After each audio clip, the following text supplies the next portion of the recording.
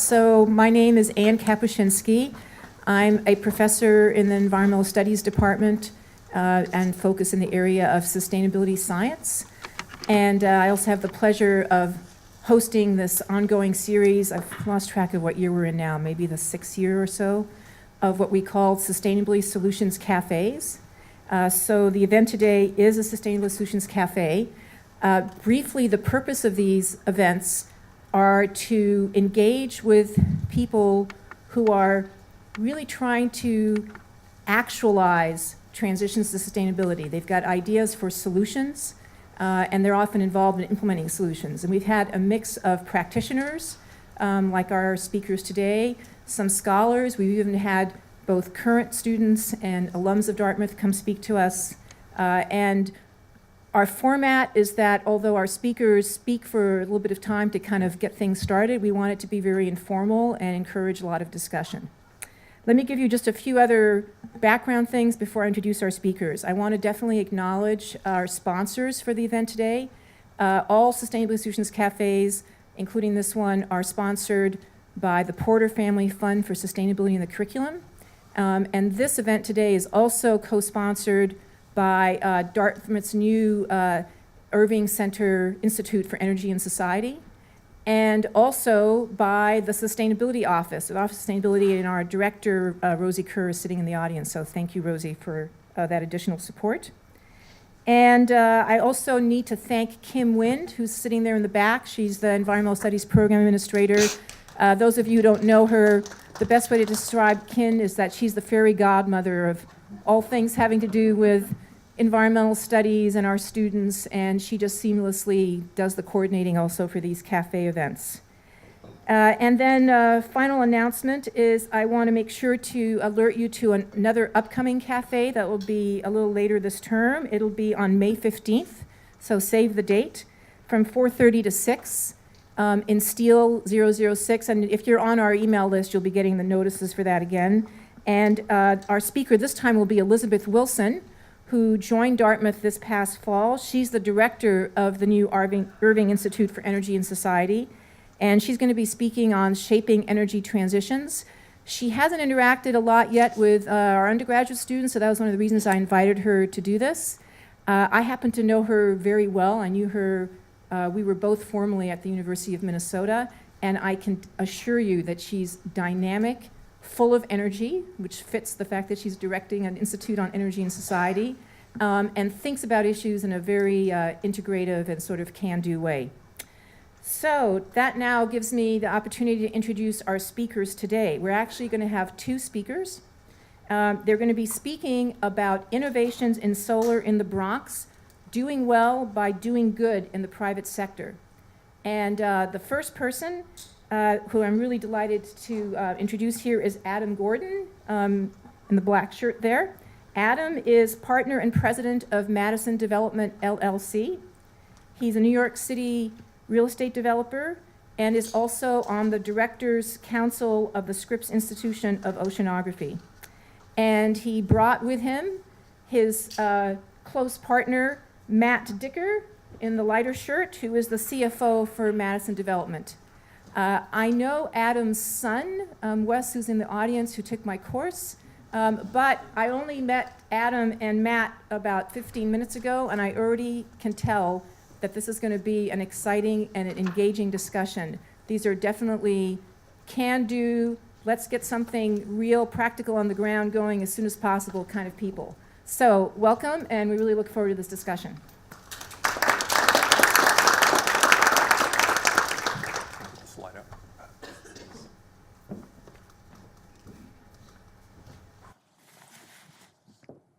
So imagine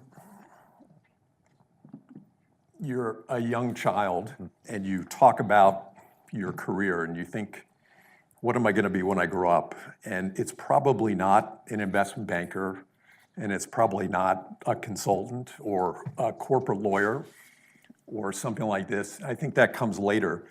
And part of the reason it comes later is even though you may have good intentions for your career, economics take over.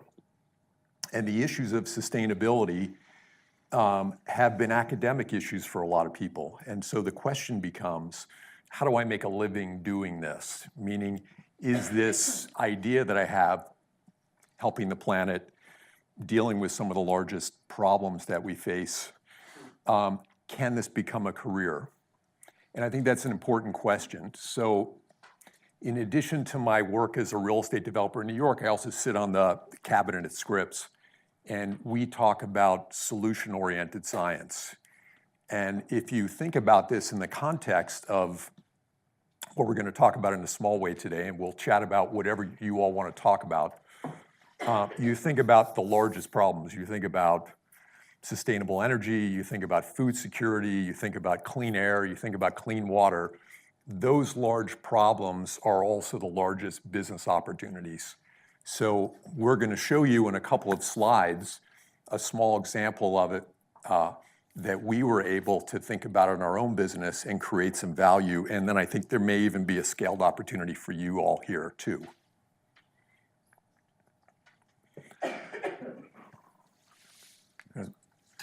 So we are commercial real estate developers, and we have a number of businesses. We build luxury residential, we build self-storage, we do e-commerce warehouses. So if you've ever gotten a package overnight from Amazon and you think about the robotics and automation that go into specialized warehouses, we do that too. And we're building a movie studio.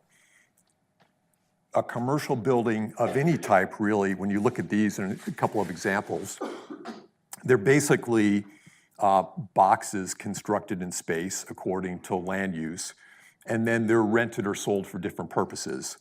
So in an office, people go to work. In a warehouse, you may store boxes, hotel, of course, and apartments. So people think about what goes inside the box. Matt, do you want the next one? So we have these large boxes. So one of our businesses is building large-scale self-storage. And we were thinking about it, and we were thinking, what can we do in the sustainable field that would actually be economically viable? So we thought about large-scale roofs and possible opportunities for us there. And one of the opportunities that you're starting to see is urban farms. So Whole Foods, for example, in Gowanus, Brooklyn, is growing a lot of the produce they're selling in their store on their roof. The economics of this aren't really very compelling right now. So it's a great opportunity. People are getting smarter and more efficient about the way they're growing, but typical outdoor roofs are not really working. So the next thing we looked at was solar. And Matt, maybe you can talk about it in the next slide. Sure. So how does solar work? You've got large roofs where you can install solar panels. Those solar panels will generate electricity, it gets connected to the grid, and then that power then goes to the ultimate end user or subscriber. When we were looking at options for our building, we had two choices where we could purchase the power or purchase the solar panels for our own use and then custom build that system, or maximize the total square footage of our roof and rented out our roof to a solar operator. And that solar operator could figure out where they wanted to sell the power to. In the business of self-storage and some industrial, you're never going to use all the power that you could generate off the size of your roof because you have such a large amount of square footage. So it makes sense to maximize that square footage, put as many panels as possible, generate as much kilowatts as you can, and then sell it back into the grid. So there are really two ways you can enter, there are two ways to sell that power. There's what's called a power purchase agreement, where you are finding a single source that's going to be buying that, a single customer that will buy the power from you at a negotiated rate, or you could do community solar. And community solar is where multiple people will buy the power, typically residential customers. Why that's important to us as real estate developers and landlords is we're monetizing our roof. We're creating value where there was no value. The roof was really just providing coverage from rain and the elements, right, and protecting everything inside the building, and now we found a way to make money. Community solar your typical buyers of power are residential customers. Around the country, customers typically, residential pays 1.5 times to 2 times more than a commercial user. So that means your tenant who's operating a community solar panel facility can pay you more rent. That, as we went through the process, we figured that out, and we were ultimately able to yield a better return from a community solar operator. So how does community solar work? If you're a residential customer and you're living in the city, you're probably living in an apartment or a condo, you probably don't even have a roof. And if you did have a roof, and maybe a small roof because you're living in a vertical building, you could be in an area that has lots of shade, your roof could be in disrepair, or you may not have the capital to go out and buy a solar panel and install it, operate it, maintain it, insure it. So what happens in community solar, you have operators out there who raise money from investors, they spend the capital to go and purchase the panels, enter into a lease with a developer and an owner like us, operate the facility for 20 plus years, and then they go out and find the residential customers, the final end users, and enter into an agreement with them to sell it. And they make money between the rent and maintaining it, those are their expenses, and they sell the power at a price to the residential users. So let's talk about the scale of the opportunity. The top picture, while not a pretty picture, was our old roof. All right? That fisheye lens view here, you're looking at 2 acres of roof. That's 87,000 square feet. That's the equivalent of 1.8 football fields. And that's just one building. And as I was saying before, when you think about the city, you think about tall vertical buildings. They don't have big footprints. They're built on tiny parcels of land. Land's really expensive, and you want to maximize your density, so you build up. Industrial users, self-storage users, need horizontal space. And so where the real opportunity to put solar in the urban environment is on the type of buildings that we develop.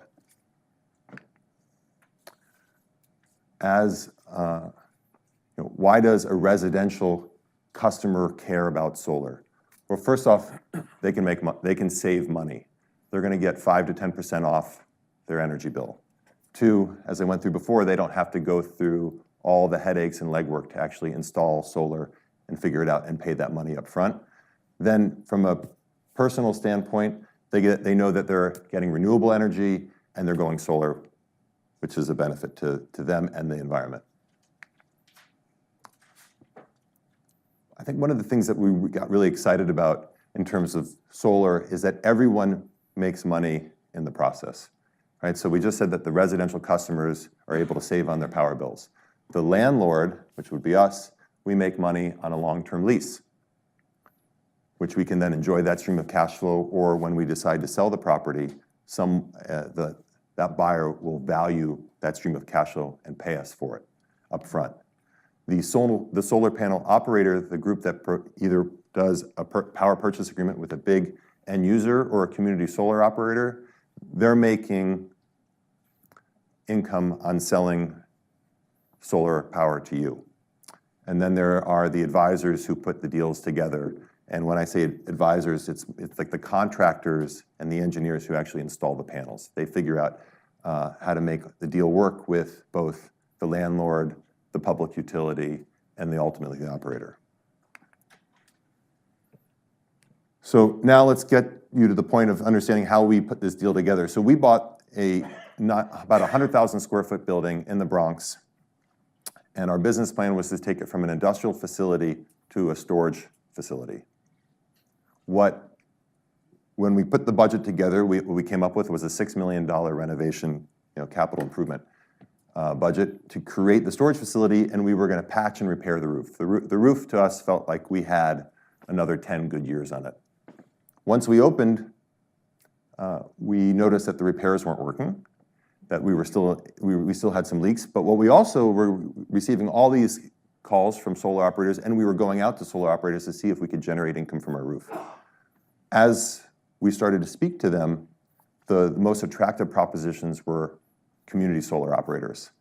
And they were the ones that were able to offer us the best income on the roof.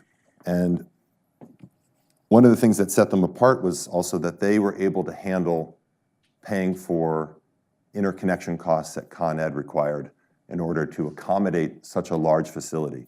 So we ended up putting a 630 kilowatt solar panel facility on our roof, which is a lot of power back into the grid. What winnowed out some of the regular solar operators was just to actually help improve the local grid around our building, is that they had to pay Con Ed about $75,000 up front just to install the facility. So when we put this deal together, which took about 2 years, we said to the solar operator, listen, we know you're going to be on our roof for 20 to 25 years, and we need a new roof. And when they came to us, they offered us a lease of about $40,000 a year, which over 20 years was well over $1 million. And so we said, why don't you pay a good portion of that upfront, help us buy a new roof, and then get a new 20 to 25-year warranty, and then install your panels. So then you have no concern that the roof would ever, fall into disrepair. And then we get the comfort that you'll be there on a roof that we only will have to maintain once every 10 years or so.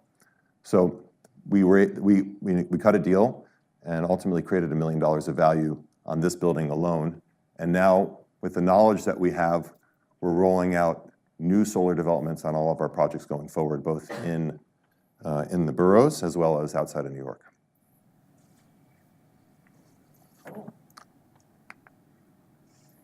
If you want to pick up right here.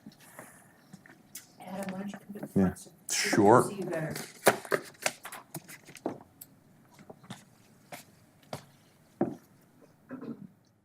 These are all the problems facing our country and our world. And for each of these, when we're working at Scripps and when Matt and I do real estate projects, you can see opportunities in all of these for large businesses.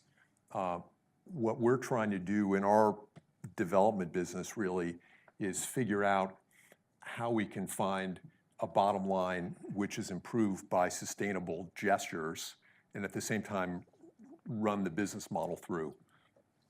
If you wanted the next slide. That's it. Okay. So, well, we have one other slide we were going to show you. So we've now rolled this out to 5 projects. So in creating this solar initiative at our company, we've developed in the last year about an extra $5 million of bottom line. So the business opportunity is there to be involved in sustainable solutions, but also see a profit motive. So now happy to talk about whatever else you'd like to discuss. Yeah, okay. My question is related to how the business model works. The price of energy in New York is very high. Yeah. And New York also has a very favorable SREC market, a solar rec market that makes the value of a solar energy project on a rooftop in New York quite high. How much was that a factor? So, we're in New Hampshire, which has basically no SREC market, and the cost of energy is much lower than it is in New York, which is constrained. The cost of energy in New England is high as compared to the nation, but New Hampshire compared to New York.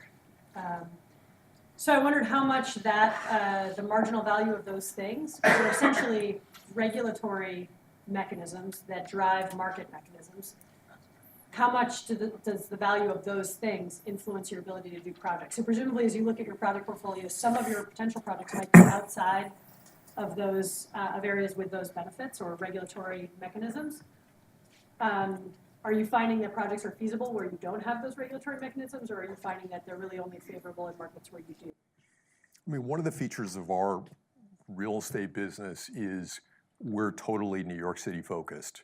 And the reason that we are, and you think about this in terms of sustainable building as well, is we have overwhelming population everywhere we work. So if you were to drop a pin and then go a mile in any direction, it's between 60 and 100,000 people. So that overwhelming population creates opportunities for us in all the sectors we work.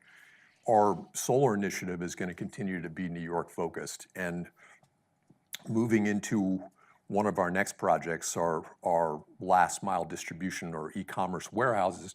We're not only going to be doing solar there, but we're also going to be exploring geothermal because we think there's a lot of opportunity in that sector as well, and it hasn't really been as explored in urban areas as we think it could be.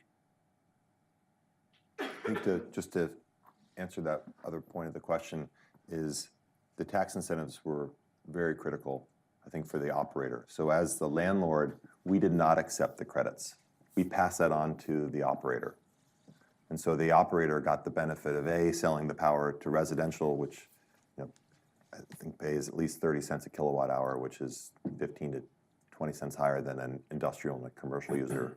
And then they got the benefit of all the tax credits and the depreciation. So from an accounting standpoint, they were able to quickly recoup their investment. It's another challenge, I think, for Dartmouth because we don't experience a tax benefit, right? So we have to partner with the developer in order to experience that tax benefit if we're to develop solar. That was and that was our experience on our first solar deal, is that our partner could not accept the tax. One, we already benefited from a property tax credit, so we couldn't double dip and get 2 property tax credits, and then our partner didn't want the tax credit either. So we were able to provide that to the operator, and that made the deal more economic for them.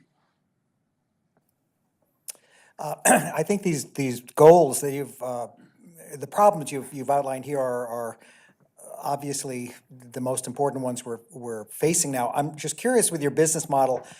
Are you now with all of your projects? Are you trying to go down through the list and see if there's something that applies to each one? Obviously, you've been talking about sustainable energy, but do you have any projects where you're looking at food security or air pollution, things like that? So we're right now in the process of developing a movie studio in upstate New York, and we're able, because of the size of the campus there, which is roughly 160 acres, to think about a lot of these other issues. But I think we look at them as out front in terms of our business plan of the objectives that we want to achieve. But I think what's useful to point out here is that we're running a business, and if you want to be successful in this field, you have to look for a supportive business model.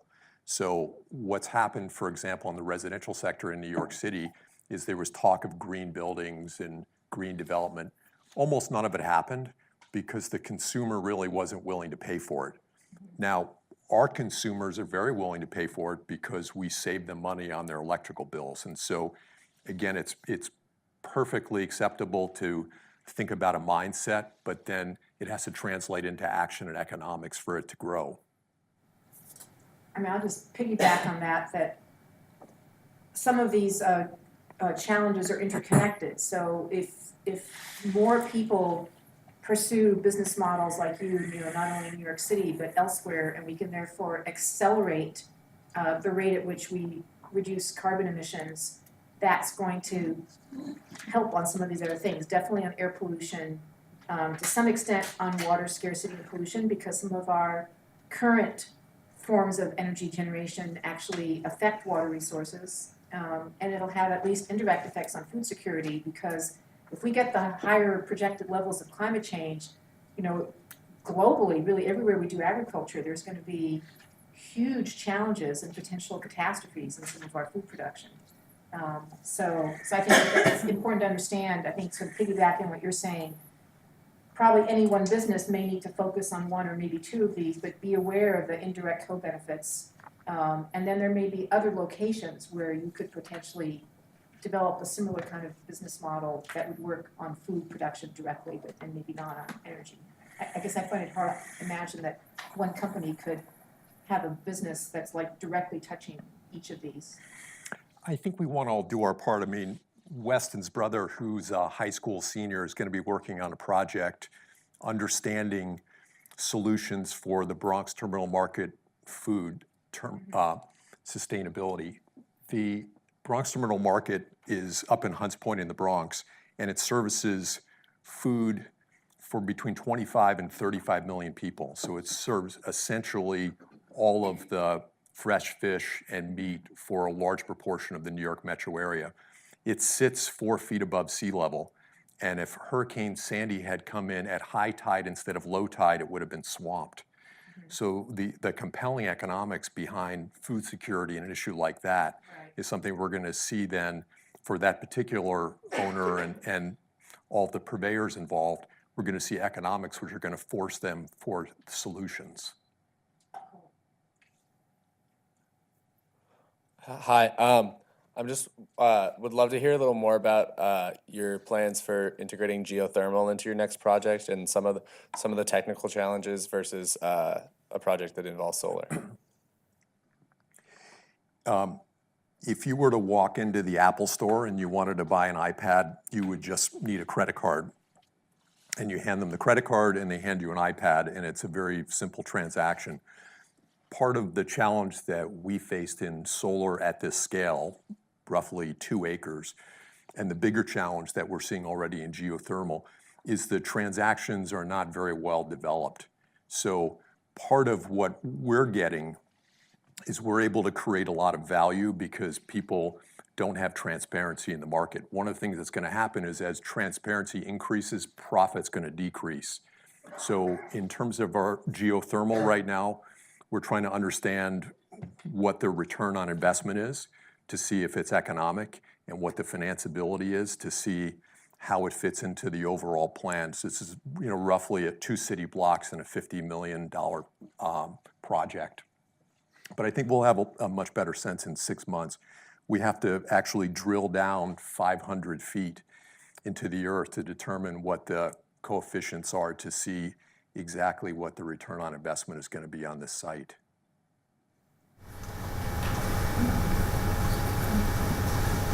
Where's that picture? That's a very good question. We swiped it off the internet. I don't know.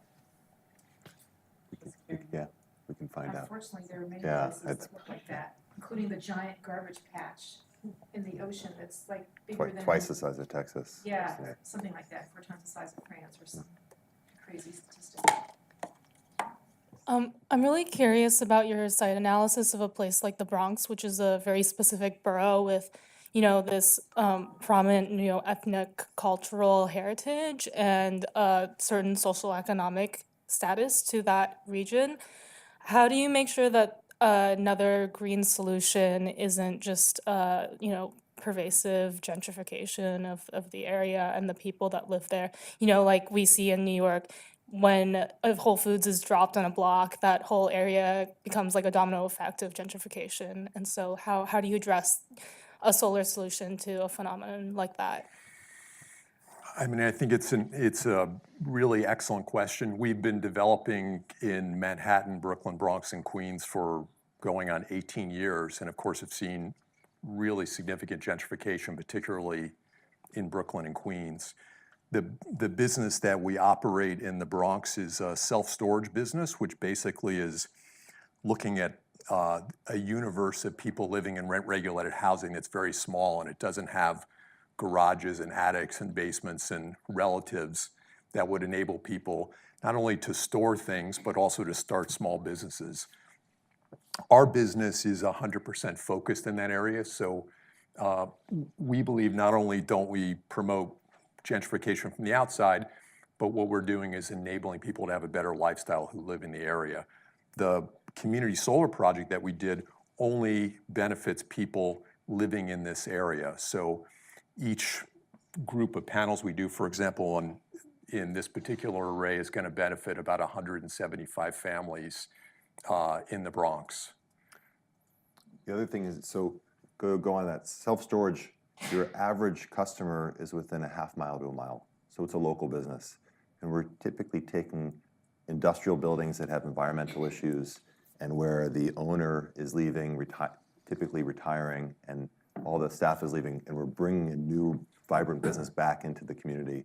Creates a few jobs, it helps local business owners as well as residents. And then to Adam's point on community solar, on our project in the Bronx, we're serving 175 households in New York.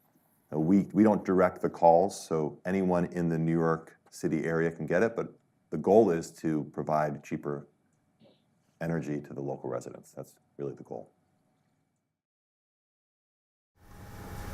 As real estate developers or in the New York real estate developer community, how immediately do you guys consider sea level rise? Is it something that comes into the conversation like with every decision you're making in terms of where to develop, or is it something that's seen as a more far off problem?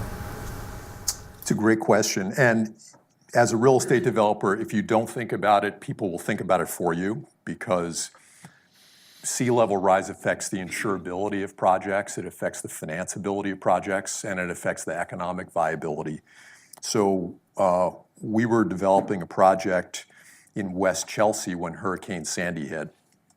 And we had at that time a parcel of land where we had not started construction, and the land was completely flooded. So as a result of that, we completely reconfigured the entire project and created an alternative energy source on the roof through a generator connected to street gas. We created a storm shutter system, and we completely redid the foundation, really to think about what would happen when the next Sandy hit, which is inevitable. It's really just a question of timing. That said, the market really has a very short memory.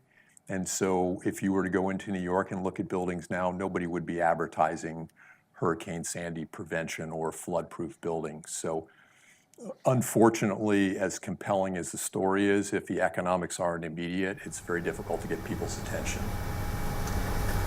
Can we get back to that, but given how much you seem to care about it, and since you are a business group already kind of known in the region, are there things that you can do to kind of keep that idea alive and to communicate it? And do you see that as part of your mission, the do the good part? If you were to think about our solar initiative, we're trying to figure out what to do with it now. So we've developed a sort of set of principles or a knowledge set which would enable a typical building owner to make $1 million by getting involved with community solar or other similar solar projects. We're debating now whether we're just going to put it out there on a website and give it away and try to press it, or whether we should develop a nonprofit company to expose people, or maybe a company that's related to Dartmouth. And on a similar note there, I'm wondering what energy efficiency measures you use in buildings, and if you've done anything to try to push the city of New York to make it easier for building codes or zoning or things like that to encourage efficient, high-density buildings. I mean, ultimately, a more efficient building is more leasable. So reducing energy costs is something that tenants and purchasers are in favor of. We do it not only because of economics, but because it's just, it's a value to us, you know, really as people and as developers. In terms of changing the New York City building codes, it's a very dysfunctional system, and I can't claim after spending virtually my entire career there any ability whatsoever to affect New York. But I think ultimately you vote with your feet and you vote with your checkbooks. And if the projects are of value and other people see it happening and they see the economic implications being favorable, then the tendency is for more people to be exposed to it. I wonder about your relationship or lack of one with Con Ed and how much pushback you got from them, or if they were always willing to just listen to the project, and with the $75,000 upgrade, if that was something that they kind of threw up as a roadblock for you, or if that was some way for them to sort of, that was an opportunity for them to upgrade their standards. As the landlord, we were the facilitator for the engineers and Con Ed to speak. Con Ed legally was obligated to respond to our connection request within 90 days. So what the process was is the engineers would design a system, they would submit it to Con Ed, they would pay all the application fees, and then Con Ed would have to respond in 90 days, whether yes or no, and they'd give you a full report, and they would also tell you about the transmission system, which the power would get out of the building back into the grid and how much it would cost to improve the system. One of the benefits of having spent 2 years on it is that we went through the process a few times with Con Ed. So the second and third time that we went back to Con Ed with the community solar operator, the quantum of money was known and the issue was known. And so we communicated that to the operator, so they knew going in that was going to be a known cost. I think we're at the forefront of solar. While there are a lot of projects announced, we were the largest community solar project and one of the first two out of the ground. But Con Ed was very receptive to the whole process, is from what our experience. So a lot of times in this area, when somebody proposes a big wind farm or solar arrays, you have to enhance the grid. And I never thought as much about urban areas. And do you have a sense what you had to do, or that enhancement of the local grid just in a few blocks? Do you have a sense, would that happen pretty much in every project you're going to do in the 5 or 4 of the boroughs that you work in? That's an excellent question. I don't have that answer because most of it's hidden under the ground anyway, or up in the poles. And I would expect that there would be some sort of enhancement to the local system in order to allow all that power, especially on some of our projects that we're working on now in Brooklyn, where they'll be of similar magnitude, but times 2. So each building would be about 80,000 square feet of rooftop. So it definitely has to be in the calculus. And again, who pays for that? That was the operator. So you would. So not Con Ed. No, so not Con Ed, exactly, because we're asking for, or the operator's asking for permission. So when we were having our conversation over here, you asked about Solar City. Right. So there are a number of community solar operators, right? So they spend the capital to put the panels on roofs, and then they operate a phone bank as well as a call center, right? Or they have a customer center where they're making outbound calls to convince you as a residential customer that if you want to save 5 to 10% on your energy bill, and to sign up for at a minimum a year contract, right? And once they get to 175 to 200 people, they're able to make the system viable. But the cost of installing the system, maintaining it, as well as the interconnection costs that they have to pay Con Ed is all part of their calculus to make a deal profitable.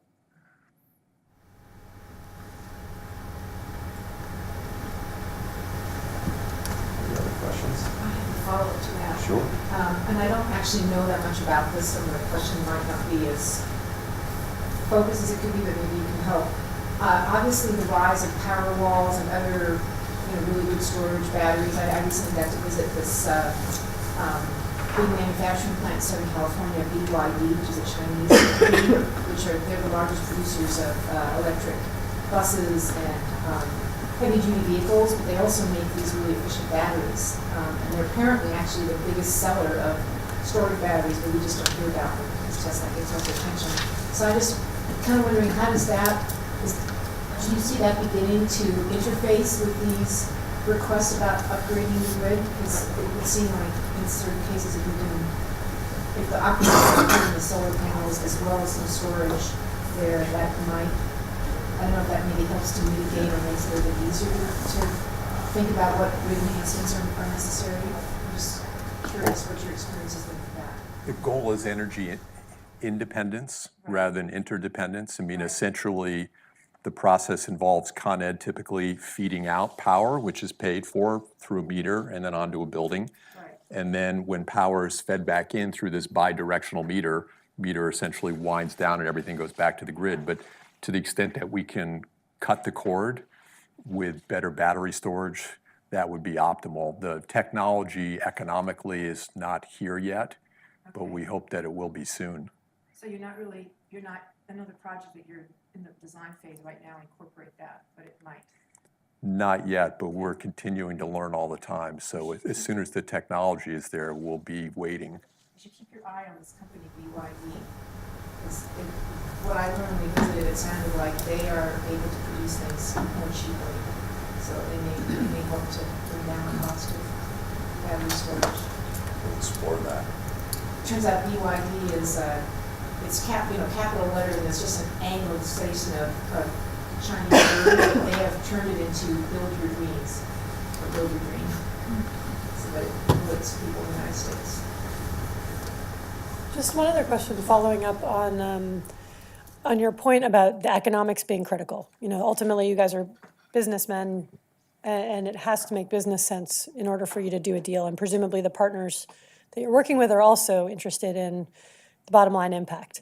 A lot of the things that are up on the screen as global environmental challenges are sort of classic externalities where the benefits, or sorry, the impact of those challenges is not necessarily experienced uniformly. And I wonder to what extent you as business people are advocating for the kinds of policy mechanisms or regulatory mechanisms that change the economics. So in New York, regulatory mechanisms and market mechanisms are changing the economics of solar to make it viable for you as part of your business. That's not really true of things that might impact climate change in your business model, or potentially air pollution, or even potentially sea level rise. So I wonder to what extent you are becoming advocates for mechanisms, regulatory mechanisms that create a stable business environment and change the economics, so that these kinds of projects become more feasible over time. I mean, I think we're business people running a business on a daily basis, and unfortunately, that doesn't allow us to make larger policy statements. Our activities do resonate somewhat. We got a lot of very favorable mentions in the press because of this community solar project, and so people are curious about it. People reach out to us. People hopefully will do more projects like this. And so we're trying to really do our part within the boundaries of being business people first and foremost.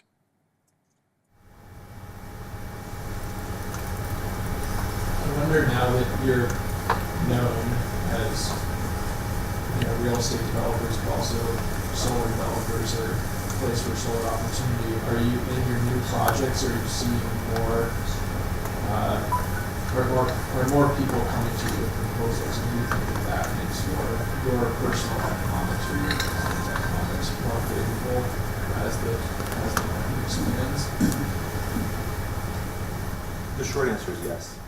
Yeah, from the knowledge that we learned from the first project, we're imparting that on all of our projects. So we're enhancing the structural capability of the additional load of solar panels. We're improving our roof. We're increasing our electrical room so we can install the panels or we can handle the panels once we've cut a deal with an operator. And one of the things we were talking about before is business is all about relationships. And so now that we have a relationship with an established solar operator, we can A, do a faster deal, and B, we've got that credibility in the marketplace of actually executing on a solar lease and going out in the market and creating a competitive environment so we can find the best opportunity for whatever project we're working on. And also, I think this knowledge set upstream. So for example, on the Zarega Avenue project, our partner was Prudential. Prudential owns $62.5 billion of real estate on an equity value. And they looked at this project because we created substantial value with no capital cost to the partners. So it was creative, and we shared that knowledge with them, and we think that it's going to permeate some of their projects going forward.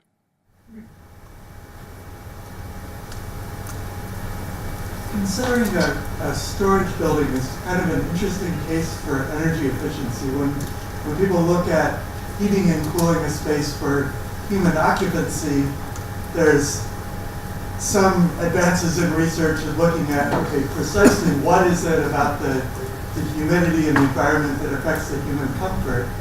If you're looking at a storage building, you're I guess looking at two things. You're looking at making sure the things that are stored are safe in a safe environment, and you're also looking maybe to a lower level at the comfort of people visiting it. I'm wondering if there are opportunities to maintain strict control over the things that really matter, to make sure that stuff that's stored doesn't grow mold on it, while also relaxing some other things and reducing the energy costs through that. All those are valuable ideas. We think a lot about a more subliminal level. We think about the psychology of space and design. So just to give you a really simple example, if you were to think about the color mustard and the color white and say which of those make women more comfortable to shop. And there is science on that and studies. And so when we think about our buildings, we think, what is going to make people happier? not only to be receptive to our product, but to be happier in space. And so we create not only colors, we think about surfaces, we think about temperature control, as you say, not only to directly affect the economics of the project, because it's sort of an interesting study in human happiness. So you're thinking about the happiness of the people when they go to pick up their stored stuff or drop it off? You know, we toggle in a number of different areas, from storage at one end of the spectrum, which is sort of an essential service, to luxury residential, and we've been active in that space for a long time. And I'd say I've never built something somebody needed. When you think about luxury residential, I mean, nobody has to buy a $5 or $10 million apartment. Right. So we go further and we think about making people happy in space. So what does that? Is it light and air? Is it certain kinds of climate control? Is it the volume of space? Is it materiality use? Is it transitions?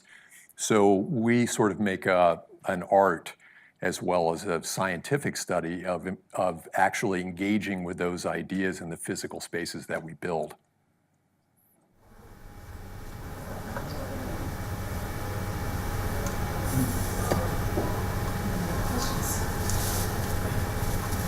I just want to go back to the geothermal aspect for a few moments. And I'm assuming that you're still in the thinking phase and haven't really implemented anything yet. You usually involve some kind of ground source heat pump. That's what it sounds like for you. Exactly. I don't know what the ROI is for ground source heat pumps, but I suspect you can't go into it. We're seeing a real surge in air source heat pumps in this area, and the use of them in residential housing and other places.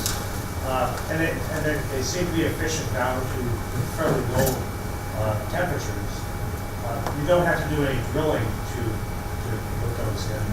And coupled with the buildings being well insulated and having a sustainable energy source like solar, that could be a real good opportunity for heating and cooling the buildings.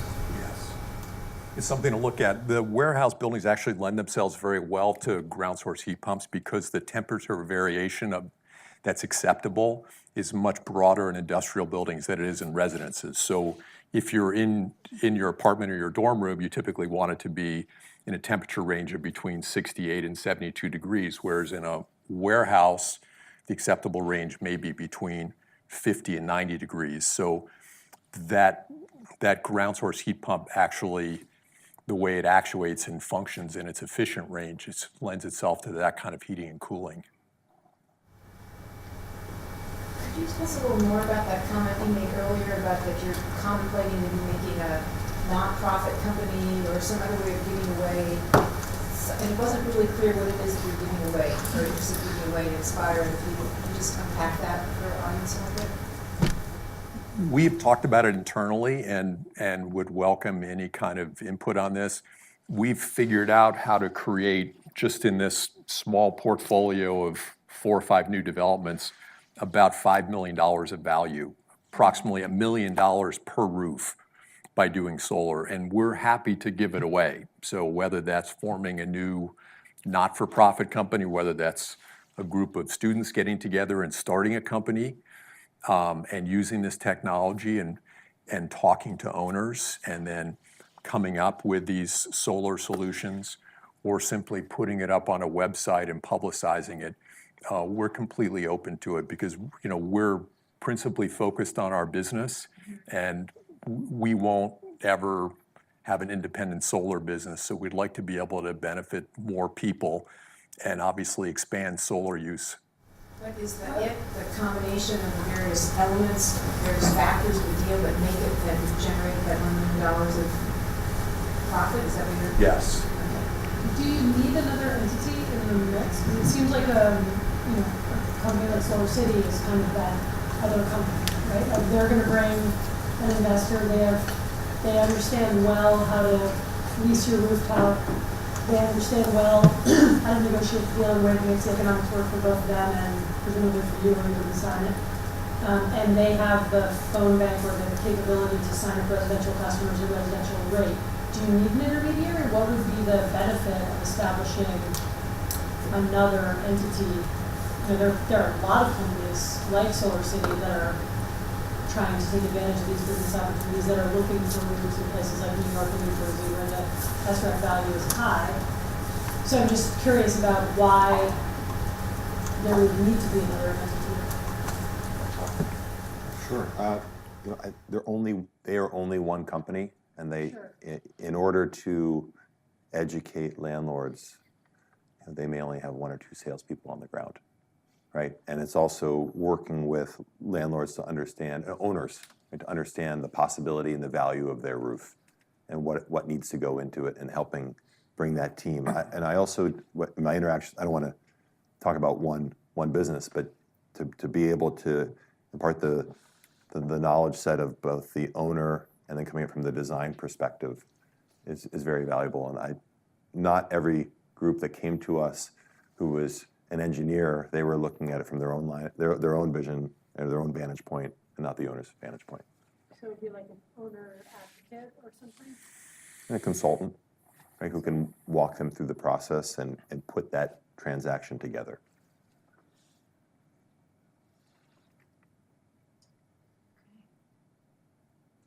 Any more questions? Let's give our speakers